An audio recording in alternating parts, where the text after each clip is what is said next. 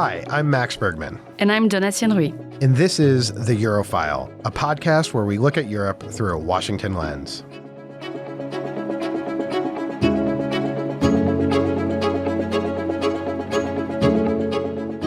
We are thrilled to welcome Tom McTague to The Europhile. Tom is the editor-in-chief at The New Statesman, a leading magazine covering international affairs, politics, and culture in the United Kingdom. He's a premier expert on the history of British politics and the UK's relationship with Europe, and has had a long career in journalism with outlets including Politico, The Atlantic, and Unheard.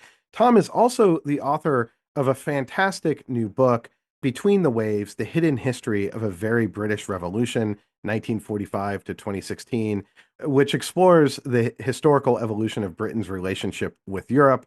And partly because of that book and all his work at The New Statesman, I couldn't think of a better guest to have here on the show as we are approaching the 10th anniversary of the Brexit referendum that took place on June 23rd, 2016. And Tom is here to help us sort of understand the history of EU-UK relations, how they evolved, what sort of led to the Brexit referendum, and where are we now 10 years after we sort of look back and reflect on that moment.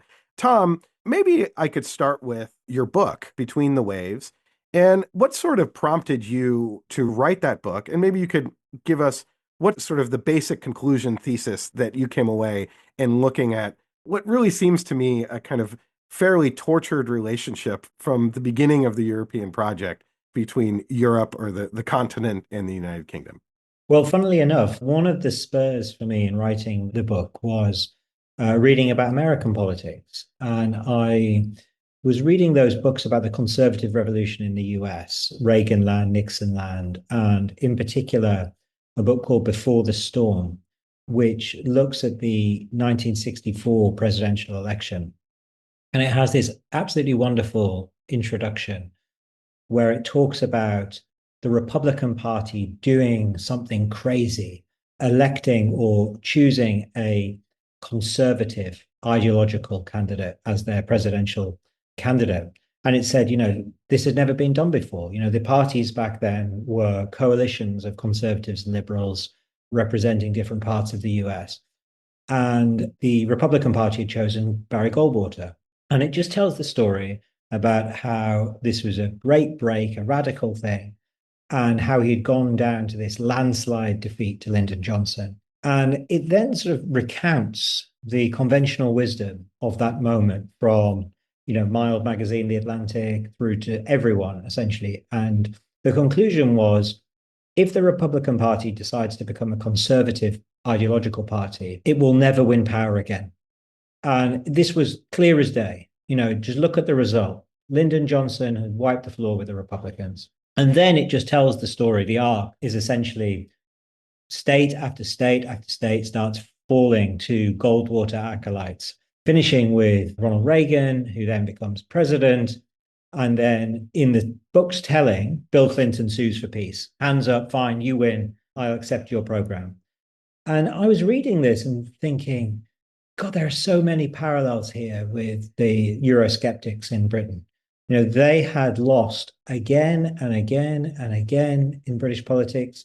They had fought against entry in the first vote in 1971. We'd gone in 73. They'd failed to stop it. They lost a referendum, the first referendum in 1975, confirming Britain's entry. They had then lost their great heroine in Margaret Thatcher in 1919. Over and over again, they'd lost. And then in 2016, they win. They win big, and then they win again and again after that. So they don't just win a narrow victory, 52-48 in the referendum. They go on to win virtually total victory in 2019 in the general election with Boris Johnson.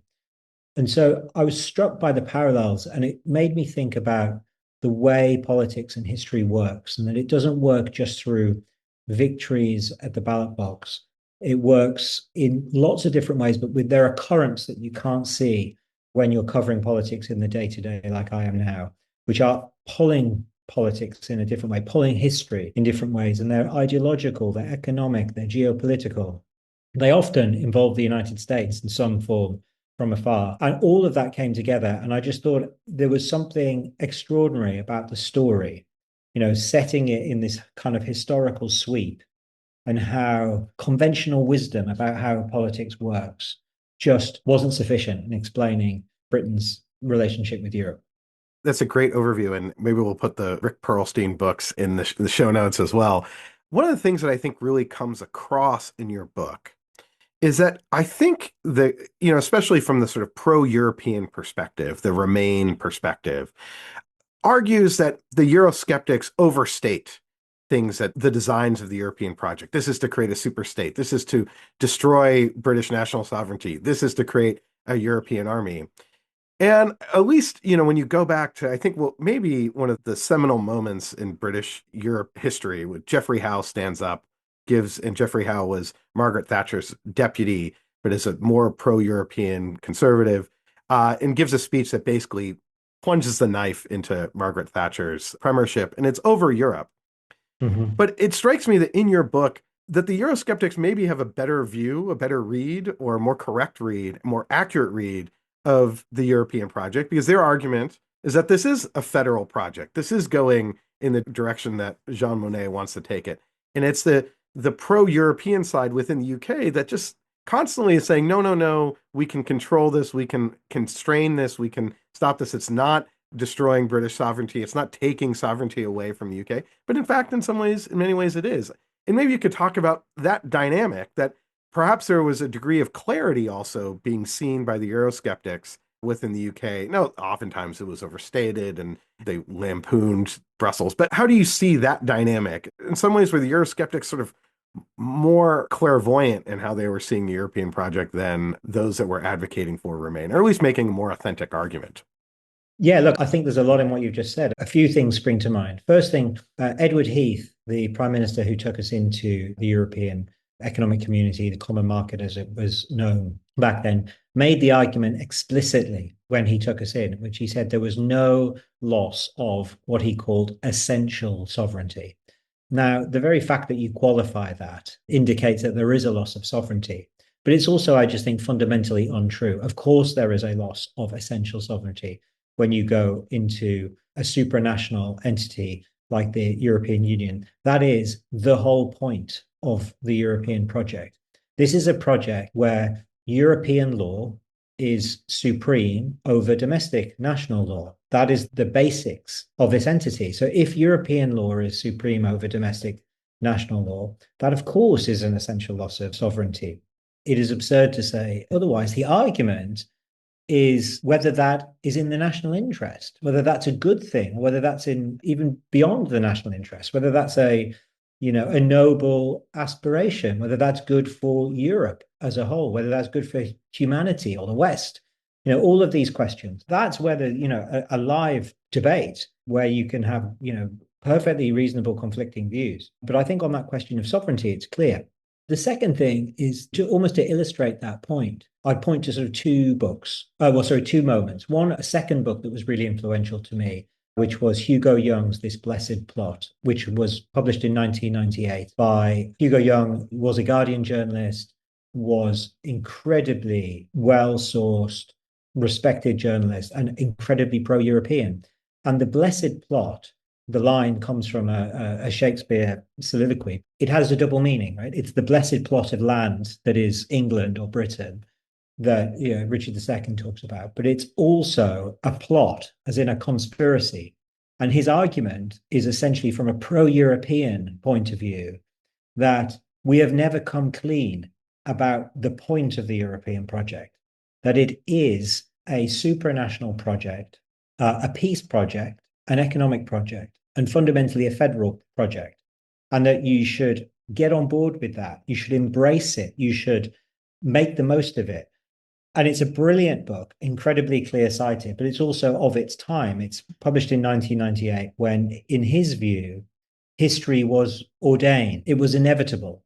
There was no point in fighting against Europe. It was the future. Just as, Bill Clinton and Tony Blair thought that they could see the future and it was going to be global and China was going to come into the world system and everything would be hunky-dory.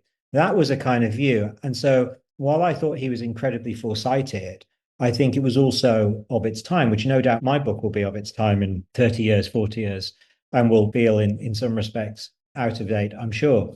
That's a kind of inevitability of writing. And you make the point about Geoffrey Howe. Now, to a lot of pro-Europeans, they'll look at Geoffrey Howe and say, what a wonderful speech. The speech that ended Margaret Thatcher as it did, delivered in those kind of semi-aristocratic tones, that sort of gentle condescension. And the phrases that he used, about being sent into bat in cricket terms, having your bat already broken, by which he meant the Prime Minister, Margaret Thatcher.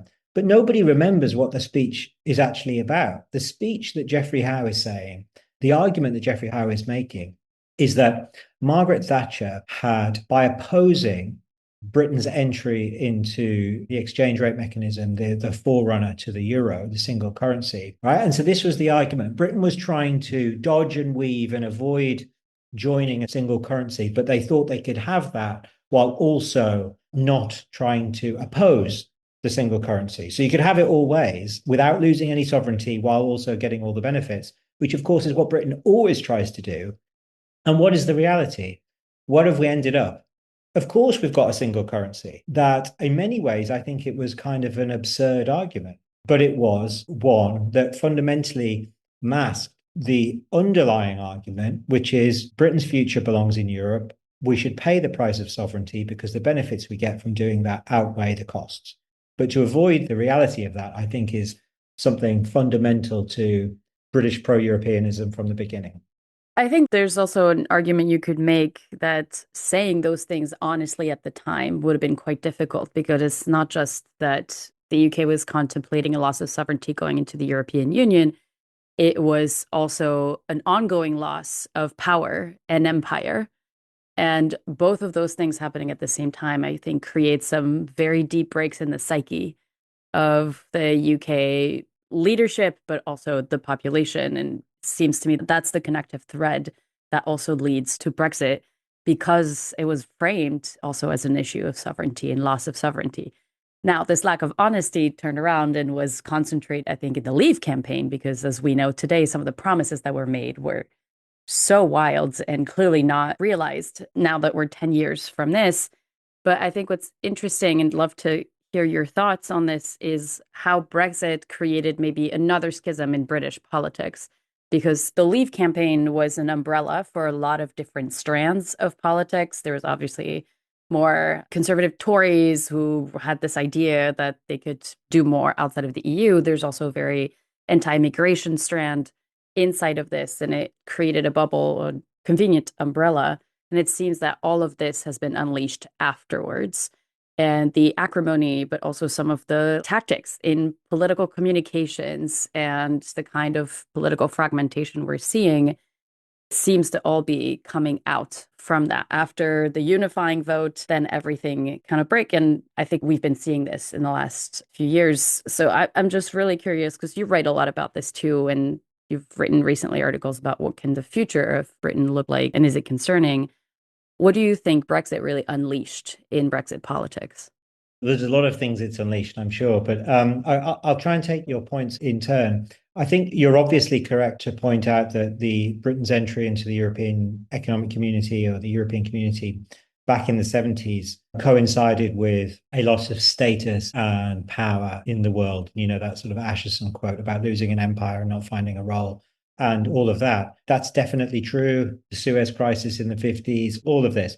But I think what is often missed in that story is if you go back and look at the kind of founding father of Euroscepticism, Enoch Powell, populist, right-wing, anti-immigration figure in British politics, and you look at the pro-Europeans, I think what is often missed is that the pro-Europeans are often most fixated on protecting British power.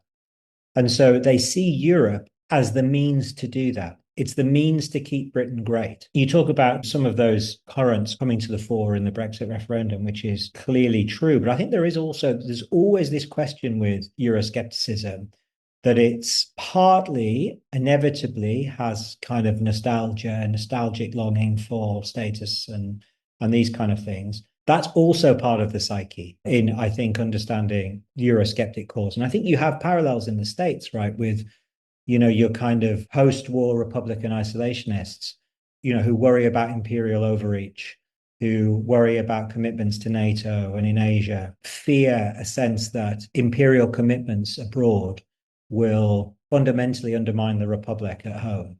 That you cannot have the degree of power that you've got without undermining the constitutional order at home. And I think there is something similar there. And then you talked about what Brexit unleashed in terms of, immigration and immigration concerns and other dynamics play.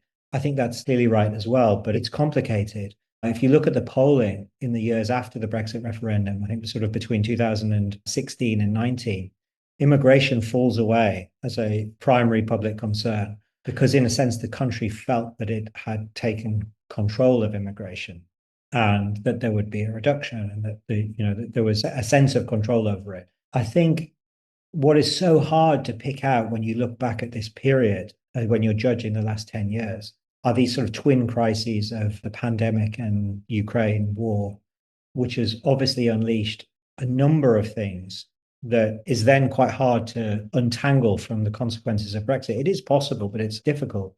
Inflation, energy prices, these kind of things, but also the post-pandemic increase in immigration, where you had a drop-off, I think, in the numbers, a considerable one. And then you had this sudden increase after the pandemic. And I don't know if these sound a lot in American terms, but this sort of crisis in political terms over immigration in the run-up to the referendum was when it increased from effectively sort of in the tens of thousands in the 1990s into the hundreds of thousands net migration towards 2016, reaching, I think, around 330,000 before 2016. It's then increased to 700,000 a year net migration in the years after the pandemic.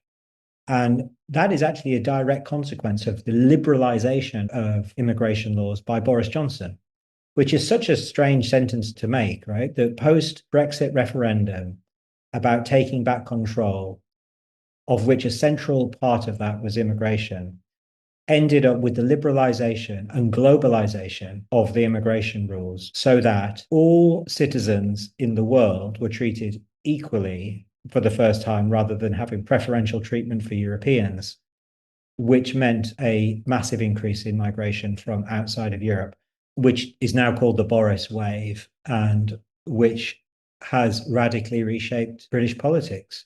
And a final irony before I sort of shut up is that in one sense, it's made British politics more European in that the kind of language that you're talking about in Britain now is very similar to what is being discussed, not just in Trump's America, but much more obviously in mainland Europe and all of this talk about remigration. So there are plenty of ironies there. So interesting that people call it the Boris wave, but it doesn't feel like it's sticking to that part of the political spectrum that much. And maybe that can get us to some of the political dynamics that are ongoing now, especially for labor, which is in quite a difficult spot. They're obviously dealing with, as you said, the twin crises of the pandemic, of Ukraine, and then, of course, now Iran, but also all the information, projections, and analyses done in the last 10 years that we know the shaved off GDP growth that has happened. So they're dealing with all this and they are being stuck with this challenge of immigration, but also economic challenges. Obviously, we're speaking on the morning in the US of the Secretary of Defense or Defense Secretary resigning because there's not enough, in his opinion, investment being done in that space. And that I find that to be an interesting thing, partly because labor, because of where it was in 2016, had a bit of schizophrenia on Brexit and not necessarily a very clear message with Jeremy Corbyn. And since then have to walk that line of, well, we don't want to rejoin the EU, but maybe a slightly closer position. It seems unfortunate for Labour to be there, but they're also not quite rising to that challenge. I'm curious how you see Labour's position at this moment. Was there something that could be done differently? And especially with the potential leadership challenge, what's your assessment of what we're seeing in the current politics for the government? It's a fascinating question because, one of the things that the Brexit referendum did in terms of unleashing something that has not been controllable since is a reshaping of the political map. And you saw that with Boris Johnson in 2019, where he was elected, on a campaign promise to get Brexit done. after those years of, 3 years of chaos afterwards, where there was no parliamentary majority for anything. That we'd chosen to leave, but we didn't know how. And no majority could be found to answer that question until Boris Johnson was elected. And then he was elected with the votes of whole swathes of Northern England, which had voted to leave, but were traditionally Labour areas, much like, as Trump in the Rust Belt, or, these kind of traditional Democratic areas, it's very similar. And then, his failures post-pandemic and the chaos that happened after his departure sort of coincide with this, and the Boris wave and all of that chaos then creates this supermajority for the Labour Party. But on what mandate? The mandate was effectively, we accept the constitutional settlement that has been reached in two parts through the referendum and then Boris Johnson's Brexit deal. We accept it and we move on. And so we're not seeking to reopen that. And that allows them, with the promise to end the Tory chaos and get rid of them, gives them this huge majority, but not on a very strong turnout, of course. And so part of Labour's predicament, of course, is that it has made this promise to accept the constitutional settlement, and it has done so winning the support of Eurosceptic voters. Yet that's not its instinct. Its instinct, the party is overwhelmingly pro-European and thinks that Brexit was a tragic mistake that should be reversed. That's its soul. That's what it instinctively believes. And yet, I think what is really fascinating, or fascinating to me at least, is in the decisions that are being made, it's harder to return to the European Union. We are aligning our AI standards with the United States. We have made the calculation, without really any political discussion, democratic consent, that the economies of the future are technological, financial, service-based. It's a similar conclusion to what we've reached for years, but accelerating. And it would be unwise to align with the European Union on that because they have no tech power and the United States does. And from that very simple kind of observation, so much follows, right? So much follows. You pursue trade deals with the United States and you trumpet them when you get them and when you get better terms than the European Union, or you trumpet the fact that you've reached a trade deal with India, or you've reached a trade deal with, whoever it may be, the Gulf states coming up. Every time you do one of these things, it becomes harder to return to the European Union because you have to give them up. And so this is something that is happening step by step by step, without any real strategy, without any real thought that's gone into it strategically. But it is incredibly important until you reach the point that you did a week or two ago, where Tony Blair, the most pro-European prime minister since Edward Heath, a one who Hugo Young in The Blessed Plot held up as, this great hero that was going to lead Britain into the single currency and our glorious future, leading the continent, becoming a beacon for the whole world to follow. These were the words of sort of Tony Blair. He is now saying, forget trying to get back into the European Union. It's a dead end. They're regulating themselves out of prosperity. You've got to fall in behind with the United States, give the tech companies exactly what they want, liberalize the City of London, liberalize AI, liberalize tech, and that's the future. Everything's changing. And of course, I think that's the future that a reform government would pursue as well, Nigel Farage or the Conservative Party, pulling further away from the European Union by leaving the European Convention of Human Rights to try to deal with the asylum system. So you've got this strange situation in Britain where most people, when polled, say that Brexit was a mistake because effectively nothing has got better since. If anything, it's got worse. And we've taken this hit to GDP, but without any obvious upside. And yet the actual reality, I think, is that we're drifting further away. That's somewhat depressing. But I guess when to take a step back, economically, Brexit seems to have just been an utter disaster for the UK. So while the UK may be shifting away in some of its trade deals and other agreements, the basic reality is that the UK has sort of cut itself off, or not completely cut itself off, but has turned its back on this huge market, on the European Common Market, on the European Union, an economy the size of the United States and China. It strikes me a little bit of the challenge that Canada has with the United States presently. It's very hard for Canada to have to deal with this sort of very aggressive southern neighbor, but it really needs to be integrated with the US economy. There was a 2025 study by the National Bureau of Economic Research found that GDP loss from Brexit was 6 to 8%. Investment was lower in the UK by 12 to 18%, and employment 3 to 4% lower. So right now, it seems that the UK is at this, a real economic pivot point or economic and political pivot point. The cascade of prime ministers that we've seen, the instability in UK politics, the inability to really create economic growth.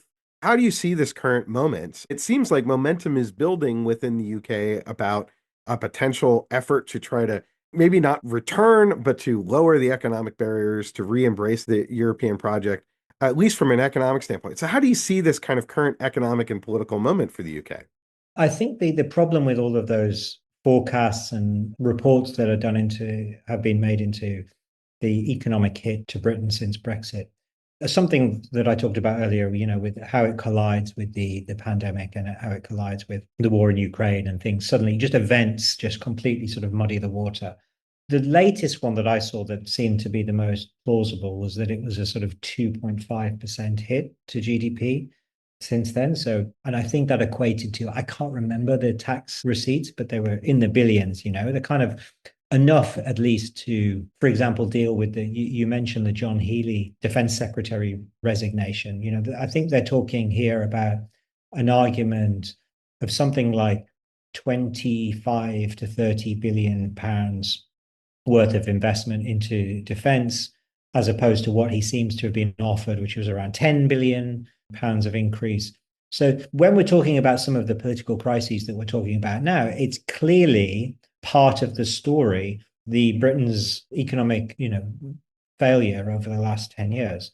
So I don't dismiss it in any way. Like, I think it's an important part of this story. The other problem, though, just bluntly, is that very few countries in Europe seem to be doing any better. So, you look at Germany and it's performing worse, or depending what measure you use, if it's GDP as a whole, I think Britain is basically growing at the same kind of rate as France. I think it's currently growing slightly higher than France. You then look at GDP per head, it's worse, all of these things, it starts becoming this impossible kind of thing to look at. Although the data just becomes too overwhelming that it's sort of hard to look at. But fundamentally, I think the problem is that nobody lives their lives by sort of projected GDP growth or GDP growth that would have been the case had we have taken a different decision. There are plenty of things that Britain does or the United States does or any country does that are economically harmful, but still happen all the time because of politics. I'm sure if you privatize the NHS, you might make an argument that it would increase GDP growth in some way, but nobody will ever vote for that.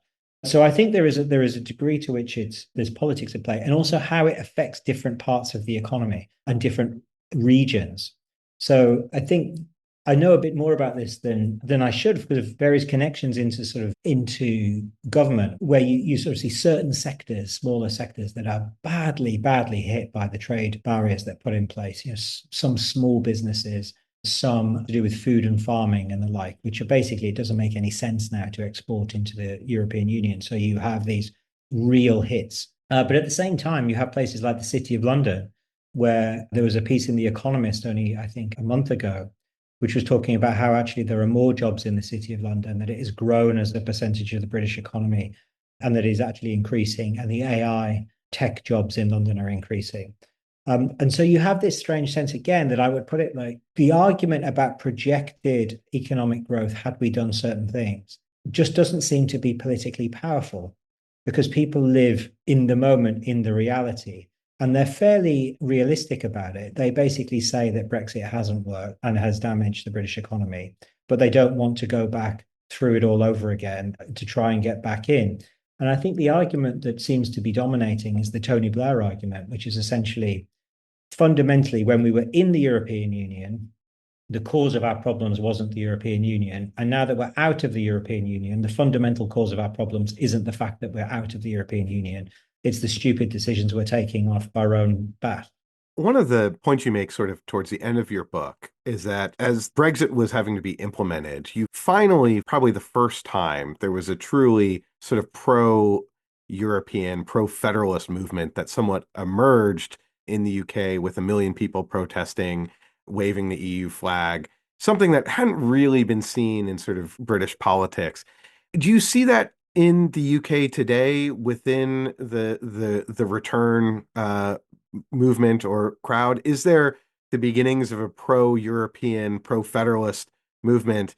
Because it strikes me that rejoining, if that were to be something that British politics coalesces around, I don't think it's going to be necessarily acceptable to the rest of the EU or many countries in the EU unless there is this sort of deeply strong desire to sort of be part of this federal project. And so are you seeing that emerge within British politics, or is that still something that is kind of to the side, or is remain or return making arguments that are sort of similar to Jeffrey Howe's? Okay, we can sort of get in and it'll be fine, and it's not really going to inhibit our sovereignty.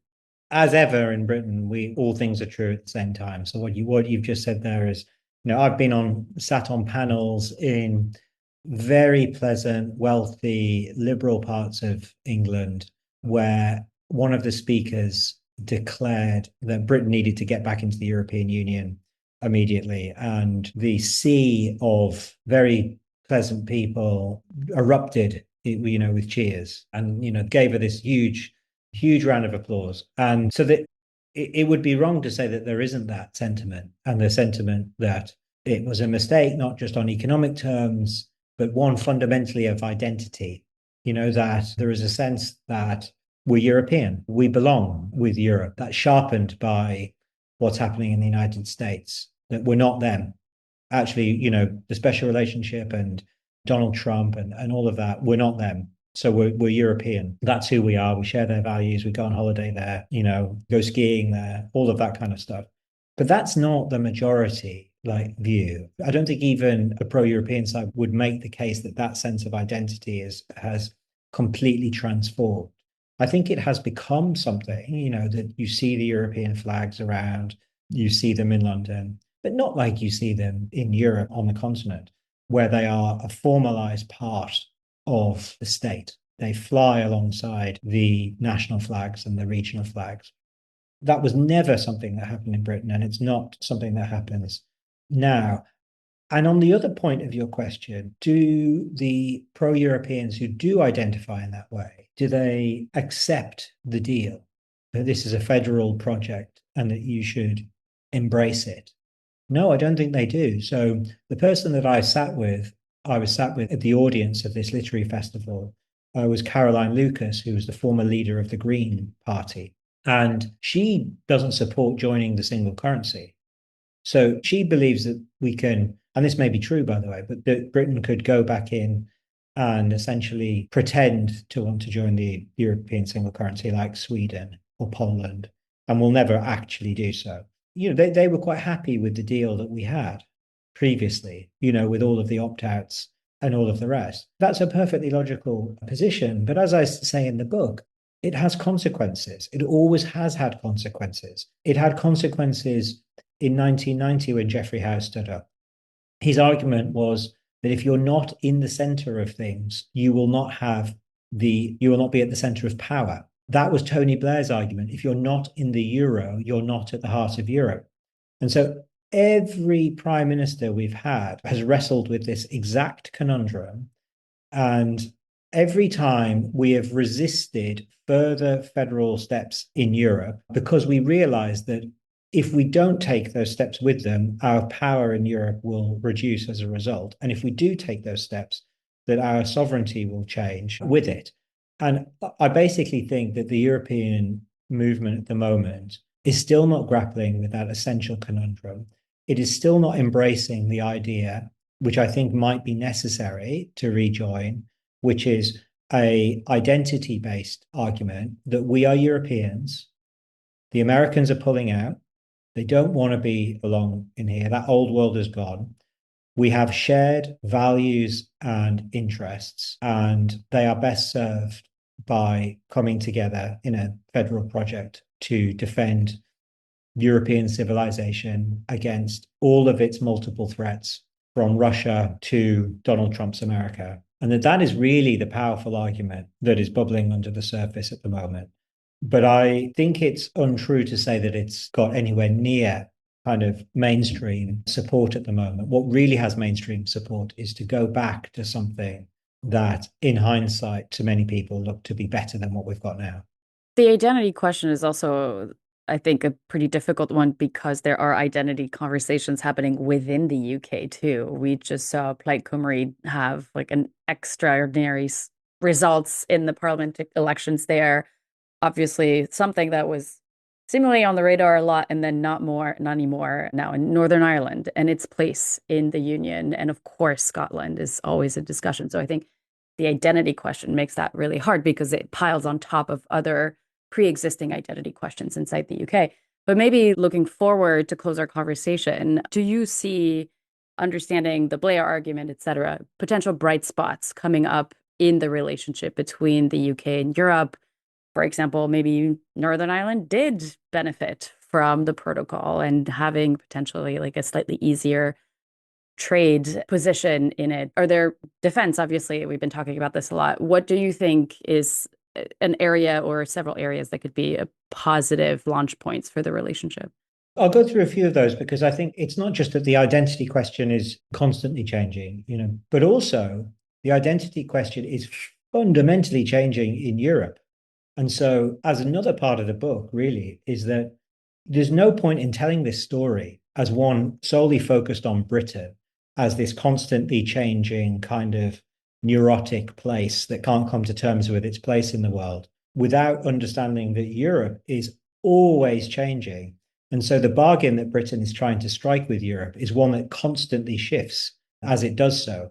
So, let's play a scenario in which the European Union is the one that existed in 1979. I said Britain would be perfectly happy in that club. The fact that it is something different in 2016 or 2010 means that Britain's relationship with it has changed. One thing to think about, I think, on that question is, in 1975, when the referendum took place to remain in the EU, the places that were most pro-European were the places that in 2016 were most leave. So Essex was the highest pro-European place because back then it was pro-business, Tory thing to do was to vote for Europe. And the most leave places in the country were the Shetland Isles and Outer Hebrides in Scotland, which now the complete inverse is the case, and that they were the most pro-Remain places.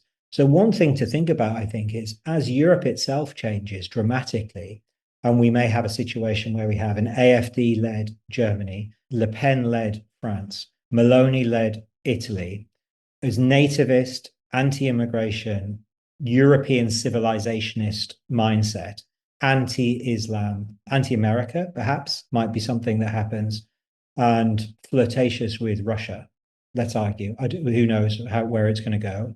Perhaps in future, the people that most want to join that club are the right of British politics. A kind of Euro-Gaullist sentiment starts to take hold that fortress Europe is something that you might want to join, and that you're a bit concerned about that if you're a liberal internationalist who wants to maintain a sort of open trading system with places beyond that. That is not an impossible situation that could take place in 10, 20 years.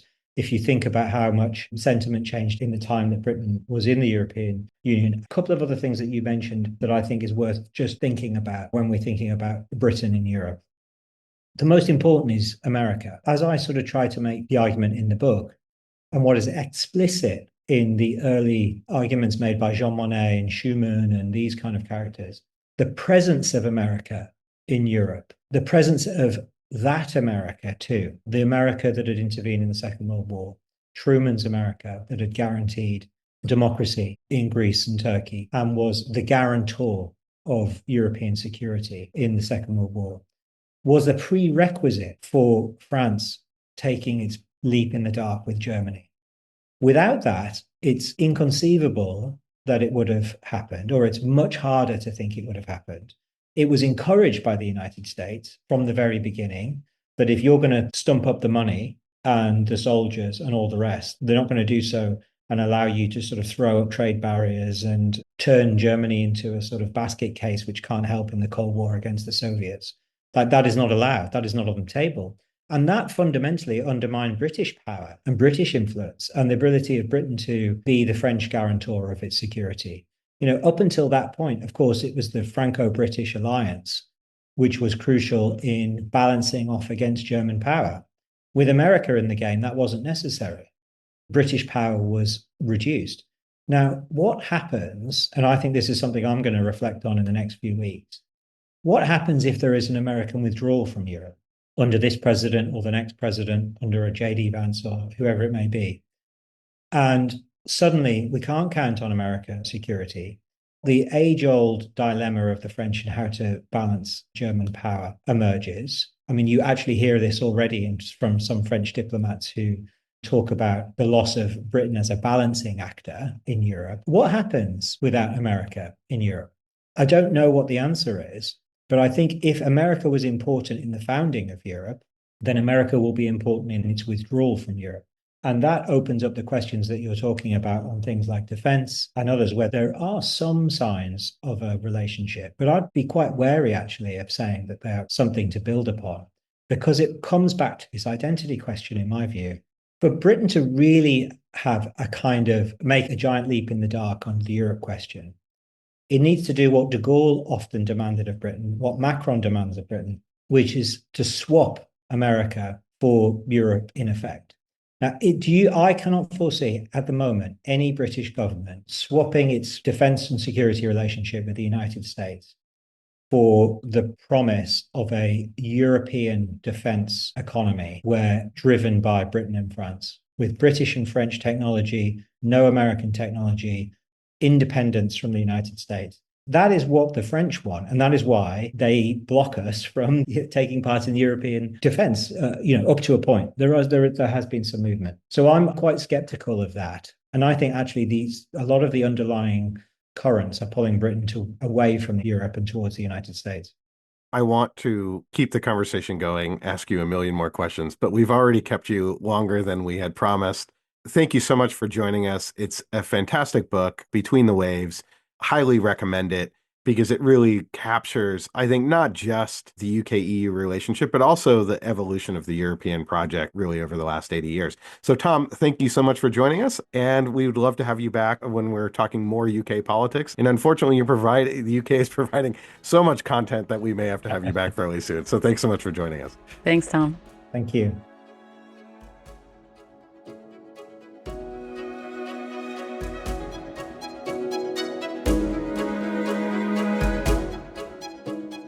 That's it for today's episode. As always, if you enjoyed the show, please subscribe and leave us a review wherever you get your podcasts. You may also be interested in our sister podcast, Russian Roulette, which covers the latest on Vladimir Putin's Russia and the ongoing war in Ukraine. Our thanks to our producers Shannon Young, Otto Svensson, and Lexi Linnefelter for coordinating and researching this episode. We'll be back soon with another assessment of Europe through a Washington lens. Until next time.